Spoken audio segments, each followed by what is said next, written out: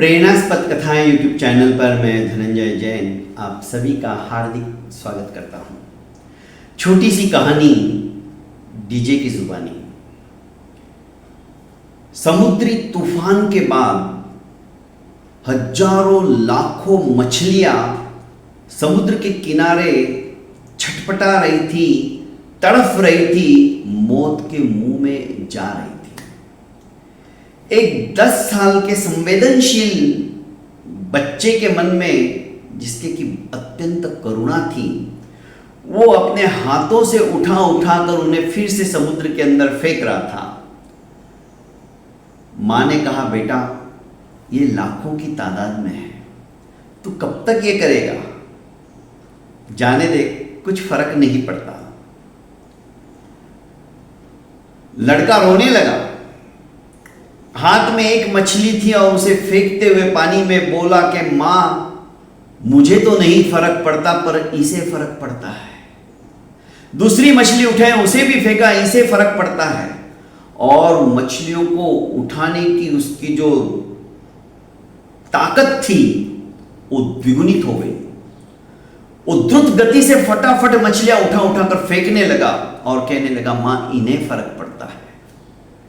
मां ने अपने बेटे को छाती से लगा लिया, गले से लगा लिया और कहने लगी कि बेटा तू सही कह रहा है। हमारे अच्छे कर्म, हमारी संवेदनशीलता यदि किसी की जिंदगी बचा सकती है तो इससे बढ़कर और क्या होगा।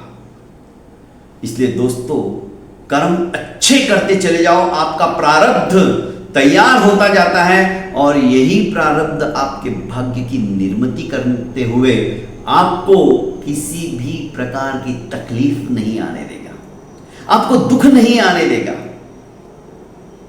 आप जिंदगी के अंदर कभी भी अपने आप को असहाय महसूस नहीं करोगे, पर उसके लिए अच्छे और बुरे कर्मों में से चयन आपको करना है कि आप कौन सा कर्म चुनते हो।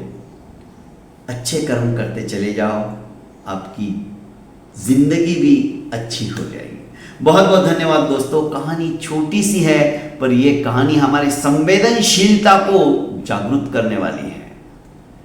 किसी के भी दुख को देखकर यदि आपका हृदय द्रवित हो जाता है, समझ लीजिए आपके भीतर मानवता जग गई है, मानवता जागृत है।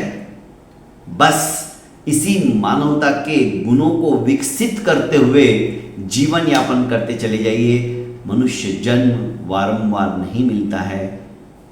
84 लाख योनियों के अंदर भटकने के बाद अनंत पुण्यवानी के उदय से हमें यह प्राप्त हुआ है। तो इसे अच्छे कामों में लगाइए, अच्छा कीजिए, जिससे कि भविष्य भी अच्छा ही बने। बहुत बहुत धन्यवाद।